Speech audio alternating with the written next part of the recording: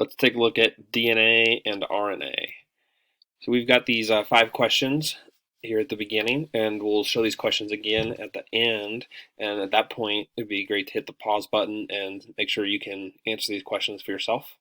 But we will address this and more in the video. How does replication in prokaryotes differ from replication in eukaryotes? What is used to make complementary DNA from RNA? What are the coding segments of a stretch of eukaryotic DNA?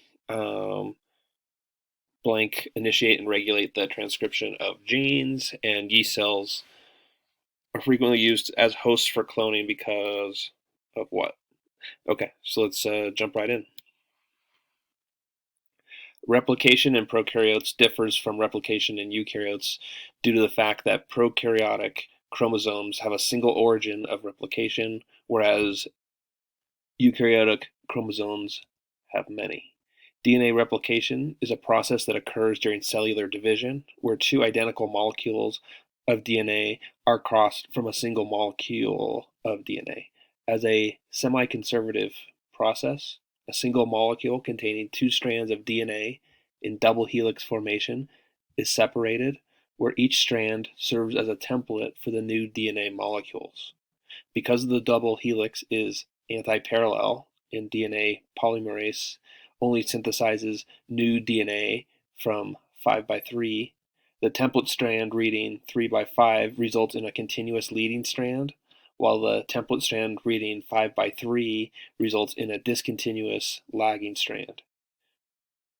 Being a highly regulated process, multiple proteins are required both during and following replication to quickly correct mistakes and damages. Single-strand binding proteins help to hold the DNA strands apart while they are being replicated. Okay, so there's some stuff on replication as we move over to transcription. An activator binds to a site in the DNA far from the promoter to stimulate transcription. Transcription is the process of transcribing or making a copy of the genetic information stored in a DNA strand into a complementary strand of RNA with the aid of RNA polymerase. In prokaryotes, the process occurs in the cytoplasm. In eukaryotes, it takes place inside the nucleus. The general steps of transcription are initiation, promoter escape, elongation, and termination. In brief, the RNA polymerase, together with a certain transcription factors, binds to the DNA promoter. This causes the part of the DNA to unwind and form a transcription bubble. A site in the transcription bubble binds to the RNA polymerase. A phase of abortive cycles of short messenger RNA transcripts are produced and released. The RNA polymerase escapes the promoter to proceed to the elongation step, where messenger RNA transcript is formed while transversing the non-coding strand of the DNA. In the last phase, the hydrogen bonds of the RNA-DNA helix break. In eukaryotes, the messenger RNA transcript goes through further processing. It goes through polyadenylation, capping, and splicing. After this, the messenger RNA transcript that carries a copy of the coding segment of the DNA is brought to the ribosomal site for translation. A repressor can inhibit transcription by blocking the binding of positively acting transcription factors to the DNA. These transcription factors include a wide number of proteins, excluding RNA polymerase, which initiate and regulate the transcription of genes. The process of translation requires transfer RNAs, amino acids, ribosomal subunits, and polypeptide factors plus GTP. Translation refers to the process of creating proteins from a messenger RNA template. The sequence of nucleotides on the RNA is translated into the amino acid sequence of proteins, and this reaction is carried out by ribosomes.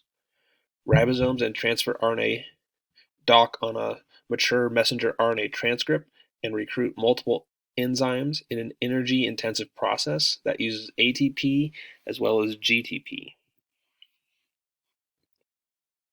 An exon is any part of a gene that will encode a part of the final mature RNA produced by that gene after introns have been removed by RNA splicing.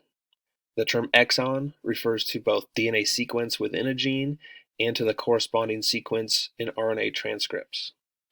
In RNA splicing, introns are removed and exons are covalently joined to one another as part of generating the mature messenger RNA. Just as the entire set of genes for a species constitutes the genome, the entire set of exons constitutes the exome. An intron is any nucleotide sequence within a gene that is removed by RNA splicing during maturation of the final RNA product.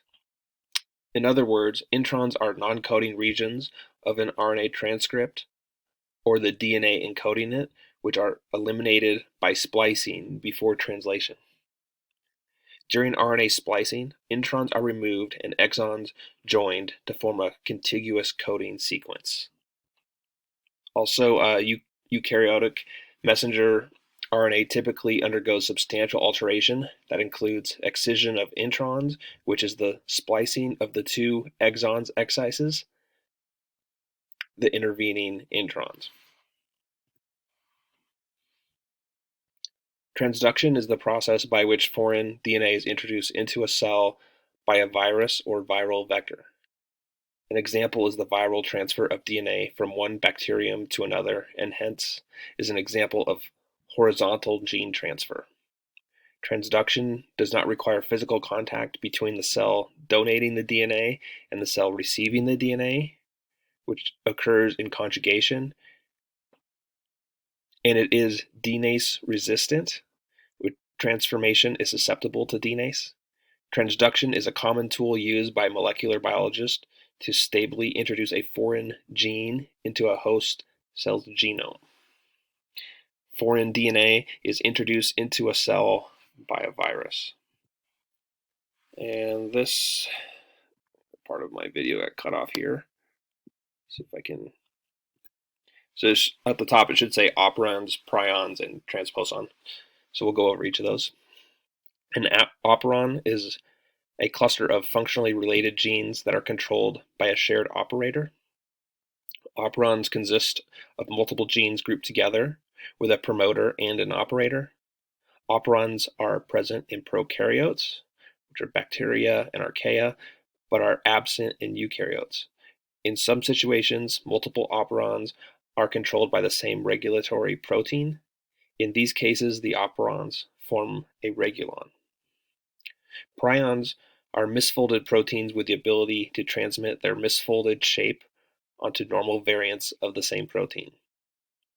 They characterize several fatal and transmissible neurodegenerative diseases in humans and many other animals. It is not known what causes the normal protein to misfold, but the abnormal three-dimensional structure is suspected of conferring infectious properties, thereby collapsing nearby protein molecules into the same shape. And then finally, a transposable element, which would be transposons, is a DNA sequence that can change its position within a genome, sometimes creating or reversing mutations and altering the cell's genetic identity and genome size. Transposition often results in duplication of the same genetic material. Barbara McClintock's discovery of them earned her a Nobel Prize in 1983. Okay, and then we can jump back into our questions here. So we have the same 5 questions that we started this video with, and so at this point, it's a great chance to test yourself out and see if you have the knowledge to be able to answer these questions and be ready to go for DNA and RNA.